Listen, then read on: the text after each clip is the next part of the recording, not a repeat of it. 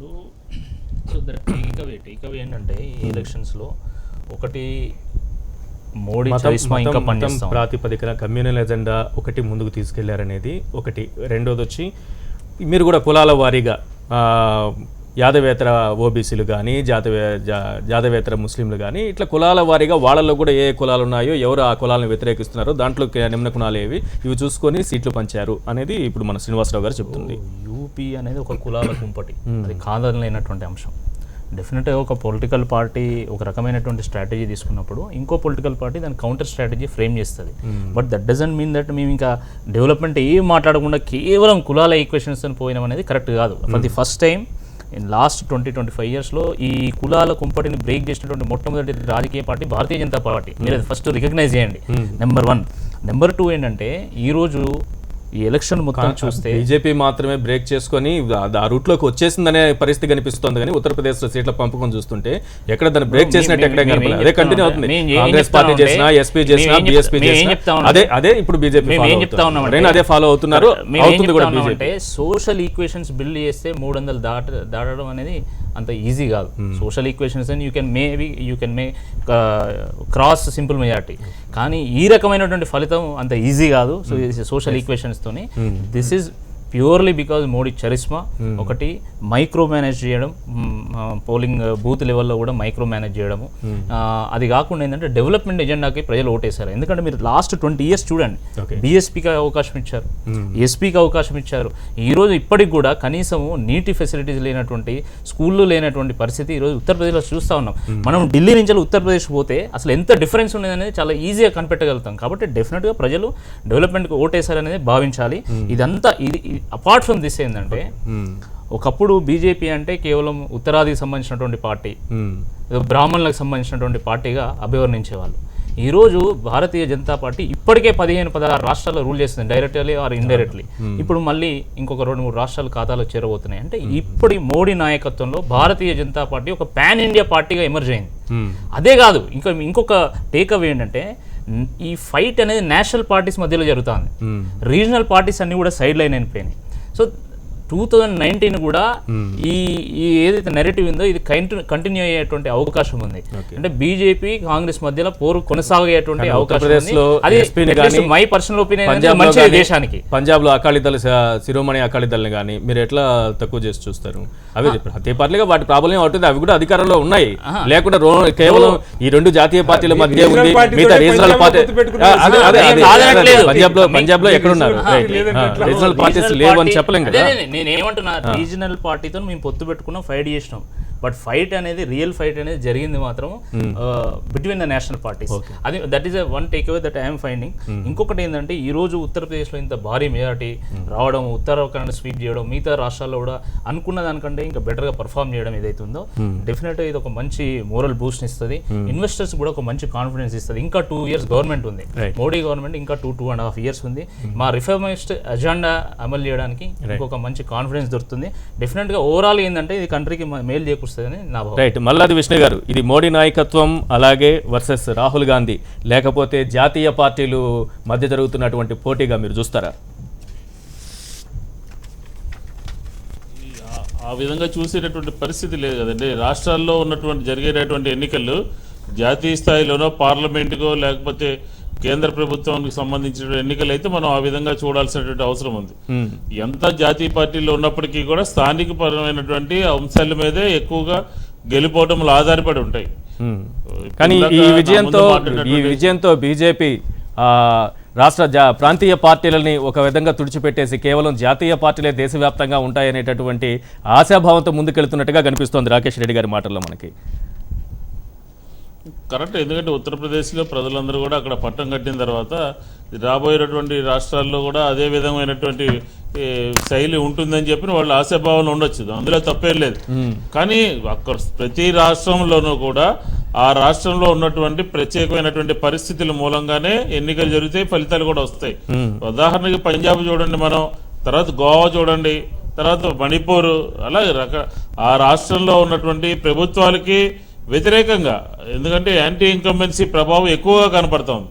దానికి ప్రధానమైనటువంటి కారణం ఉత్తరప్రదేశ్ని ఒక ప్రత్యేకంగా మనం ఆ రాష్ట్రంలో ఉన్నటువంటి పరిస్థితుల మూలంగానే అక్కడ ఈరోజు ఫలితాలు ఉన్నాయి తప్ప మోడీ గారి ప్రభావం, కేంద్ర ప్రభుత్వ విధానాలు దాని మీద ప్రజలందరూ కూడా రియాక్ట్ అయ్యి రెఫరెండంగా భావించి వేశారని చెప్పుకోవాల్సినటువంటి పరిస్థితి లేదు. అక్కడ కేవలం స్వయంకృతాపరాధం, అఖిలేష్ యొక్క స్వయంకృతాపరాధము, ఆ రాష్ట్రంలో ఉన్నటువంటి 5 సంవత్సరాల పరిపాలన. ఇదే ఎస్పీ కాంగ్రెస్ అధికారంలోకి వచ్చుంటే మోడీ విధానాలకు వ్యతిరేకంగా, డిమానిటైజేషన్ కి వ్యతిరేకంగా ఓట్లేశారని చెప్పుకునే పరిస్థితి ఉంటుంది కదా. అప్పుడు మనం పంజాబ్ లో మాట్లాడుకోవచ్చు కదా ఆ విషయం, గోవాలో మాట్లాడుకోవచ్చు కదా ఆ విషయం, మణిపూర్ లో మాట్లాడుకోవచ్చు కదా. అది ఏకపక్షంగా పూర్తిగా ప్రభంజనంలాగా అన్ని రాష్ట్రాల్లోనూ ఒకే తీరుగా ఓటర్లందరూ కూడా లేరు, మనకి కనపడుతుంది కదా.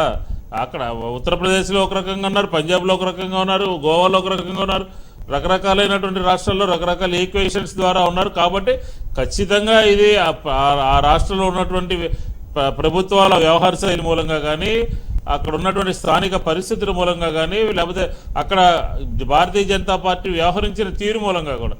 ఉదాహరణకి ఆ రాష్ట్రంలో కులాలు మాకు సంబంధం లేదు, మేము కులారహితంగా ఉన్నాము, మైనార్టీలకు ఒక సీటు కూడా ఇవ్వకుండా ఈరోజు ఏం మొహం పెట్టుకుని మాట్లాడతారండి. గెలిచుండొచ్చు, మేము అందరికీ సమానము, అన్ని కులాల్ని మేము సమానంగా చూస్తామని చెప్పేటటువంటి భారతీయ జనతా పార్టీ ఒక్క సీటు కూడా ఇవ్వకుండా ఒక సంకేతాన్ని పంపించారు. మేము హిందూ ఓట్ బ్యాంక్ అంతా కూడా సాలిడ్గా చేసుకోవడానికి, లేదా మైనార్టీలకి సంబంధించినటువంటి ఓట్ బ్యాంకు పెద్దగా మాకు అవసరం లేదు అని చెప్పేటటువంటి సంకేతాన్ని పంపించి ఆ రాష్ట్రంలో అక్కడ సాలిడ్ అయింది మిగతా ఓట్ బ్యాంక్ అంతా కూడా.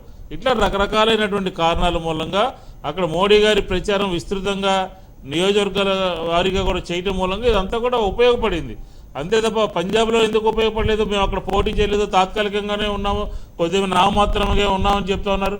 గోవాలో ముఖ్యమంత్రి సైతం ఓడిపోవడం జరిగింది.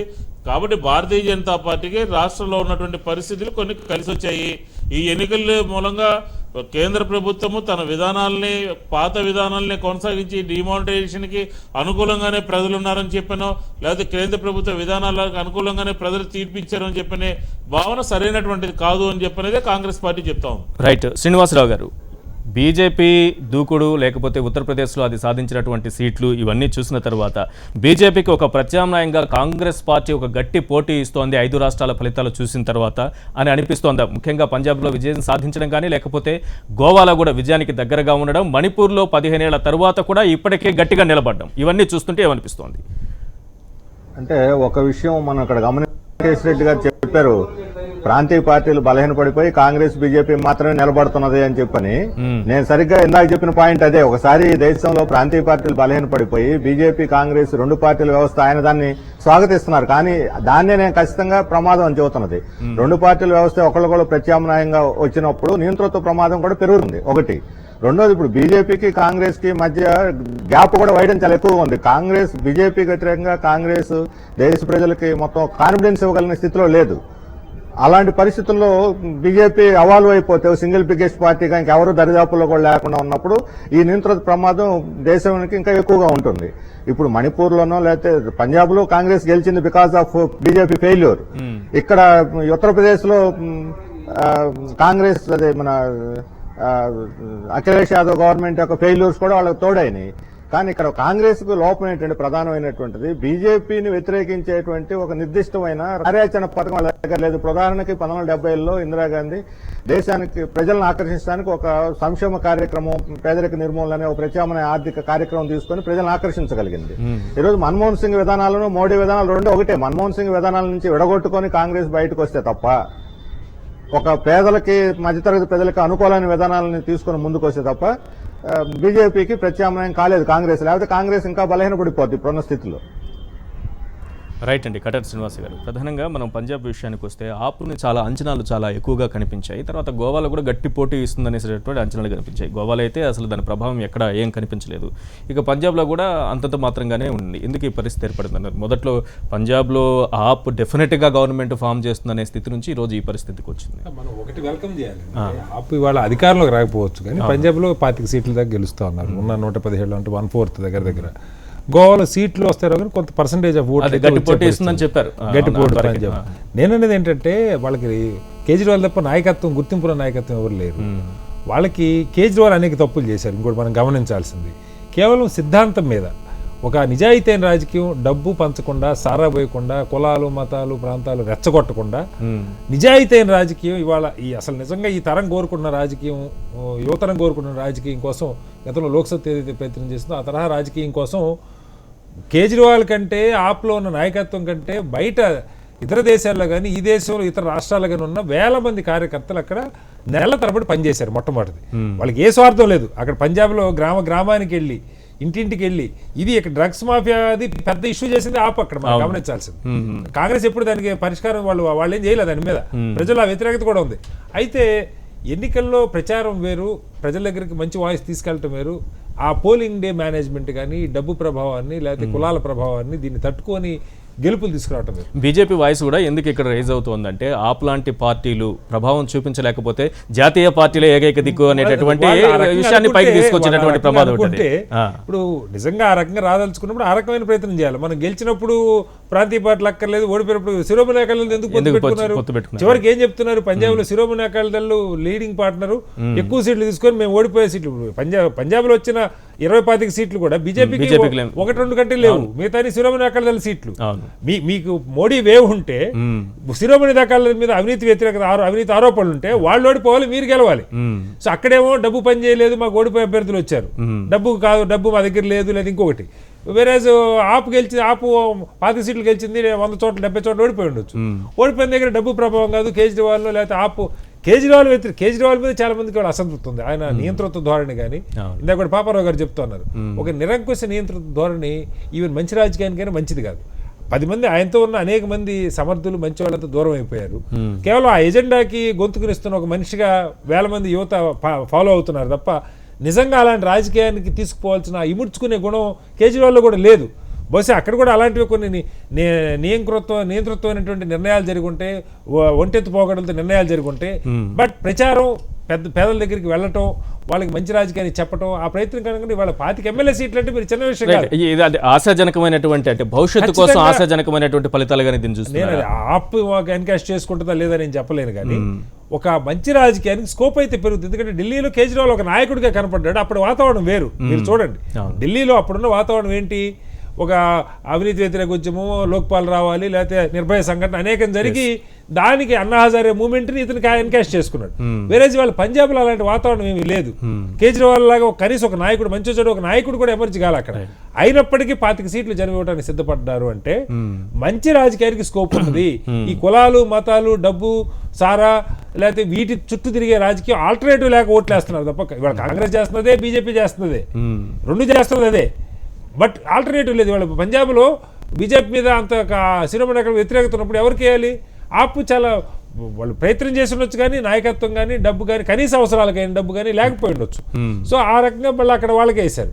ఇవాళ మణిపూర్లో కానీ మరొక చోట కాంగ్రెస్ వ్యతిరేకంగా బీజేపీకి వెళ్ళలేని పరిస్థితి, గోవాలో బీజేపీకి వ్యతిరేకంగా కాంగ్రెస్ తప్ప ఇంకో దిక్కులేనటువంటి పరిస్థితి. సో అనేక ఫ్యాక్టర్స్ పనిచేస్తామని మనం చూడాల్సింది. సో వీటిల్లో నిజంగా ఒక సమర్థవంతమైన రాజకీయానికి బీజేపీ చేసింది.